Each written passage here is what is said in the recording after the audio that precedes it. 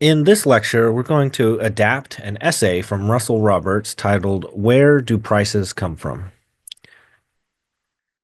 Roberts starts his essay by bringing up several interesting questions that highlight why it's so interesting to think about prices and where they come from. Roberts asks, why are convertibles more expensive than non-convertibles?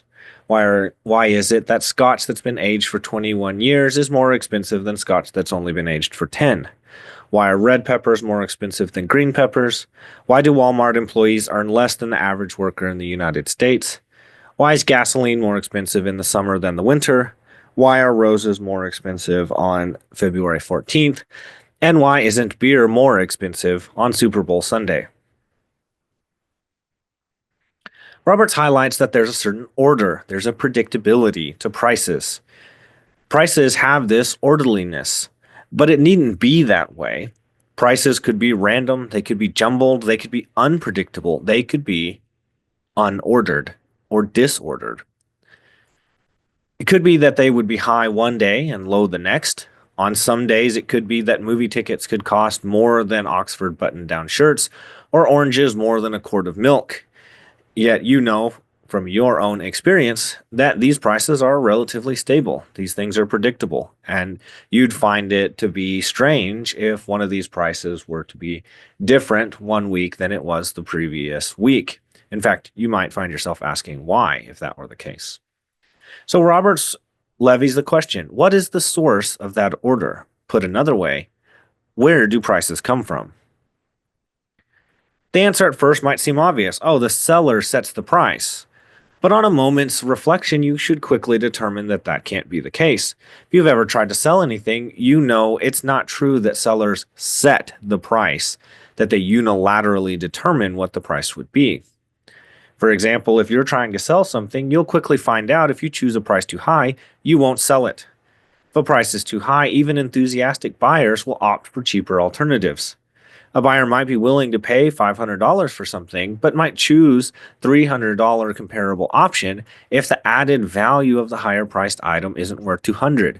You find yourself making these kind of decisions all the time. Buyers, of course, don't want to pay the most they could pay, their maximum willingness to pay, unless they don't have a better option. Competition gives buyers many alternatives. This helps ensure markets are efficient.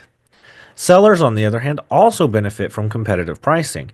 Even if they might accept 100, if they can get 300, that's what they'll take, and the market will help set this price. The market then gives us what we might call comparables, market comparables. Sellers consider comparables, i.e., similar products, when they're setting their price.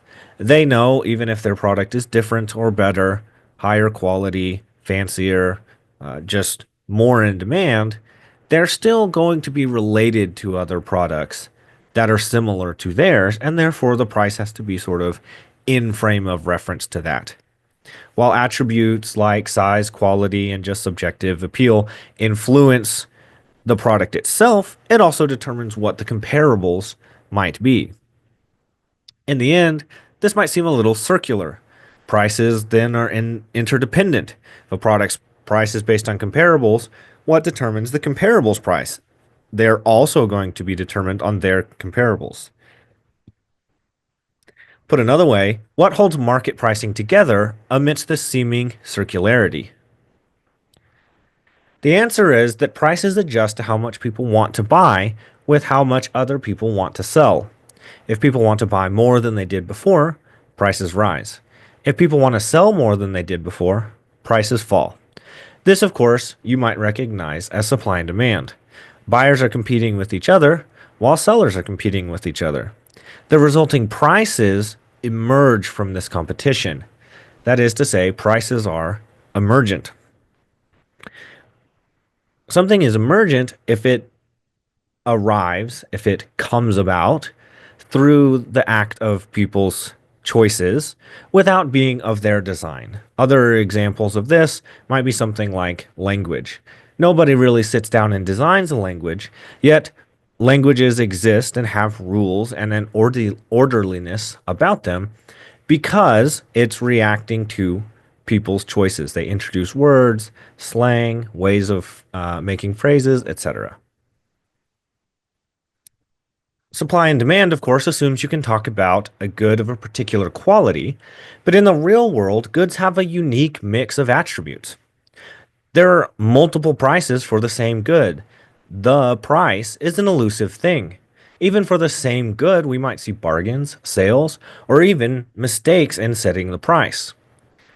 This, of course, is in part because there are constantly changing desires and prices, people's situations, their incomes, their alternatives, those market comparables, making supply and demand dynamic. There are also information requirements. Pricing decisions require significant information, making the process of setting and determining whether you're willing to pay a particular price a very complex thing. So, when does supply and demand work? Critics argue, of course, it only fits special cases with homogeneous, that is, exactly identical goods, and perfect information. Of course, an alternative view suggests that the supply and demand model is something that abstracts realities to simplify this market complexity. It gives us a tool to help us understand a highly complex world in a way that we can think about. That's what models do, after all. Neither supply nor demand alone can determine a price. They must work together like two blades on a pair of scissors. With few exceptions, both buyers and sellers play a role in determining prices. This, of course, is surprisingly easy to forget. Consider some of our examples from before. Convertibles. They, of course, have a high demand that might contribute to high prices, but the supply side, those higher production costs, also play a critical role. Convertibles only exist if the price is greater than non convertibles. If people liked cars without any kind of roof, they'd be cheaper, not more expensive than cars with roofs.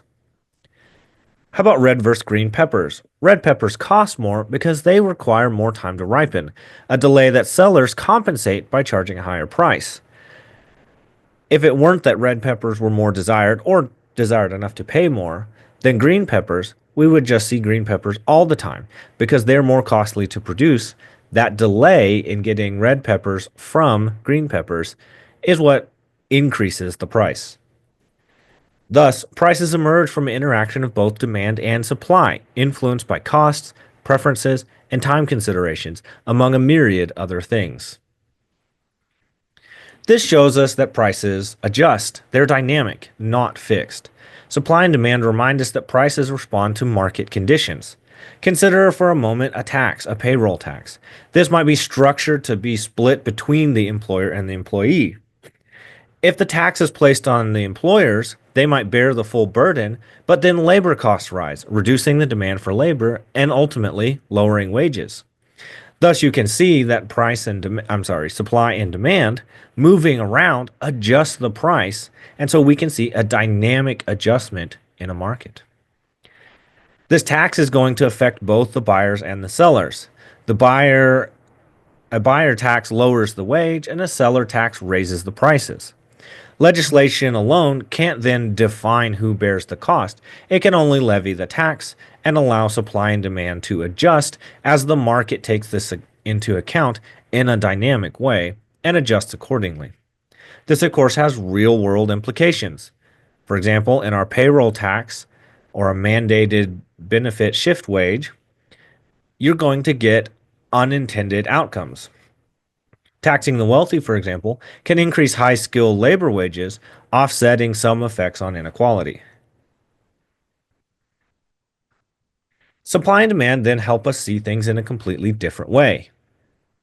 This way is through an idea called spontaneous order. Spontaneous order is when people act spontaneously.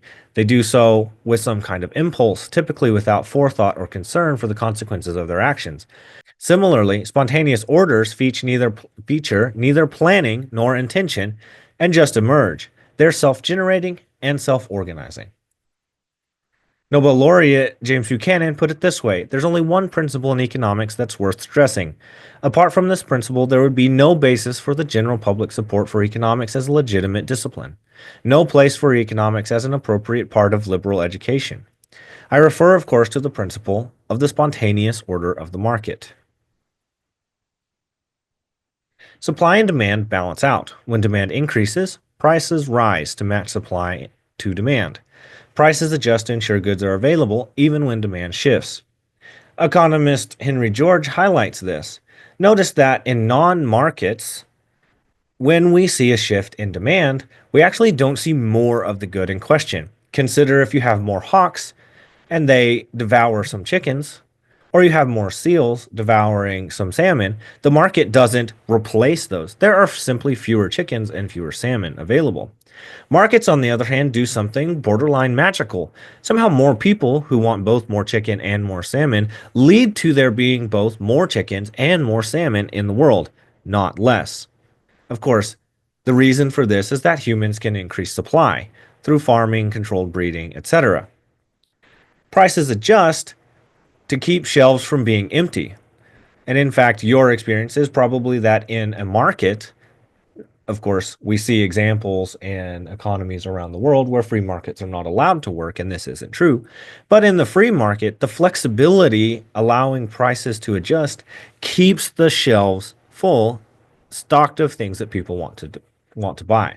The big takeaway then is if you're willing to pay, the market will provide, with supply responding to demand.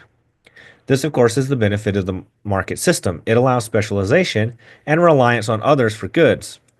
For example, there's no need to catch your own salmon, the market makes it available. This is because humans are naturally inclined to truck, barter, and exchange. Constant search for deals, considering alternatives, and engaging competition are natural human behaviors. The desire for better deals by both buyers and sellers is competition. Therefore, market transactions are interconnected. No transaction occurs in isolation. Prices then emerge from these interactions between buyers and sellers while they consider their alternatives. No transaction happens in a vacuum. Prices reflect these broader market dynamics. A simple yet powerful way to understand how market transactions are linked is that complexity emerges from human action, not design.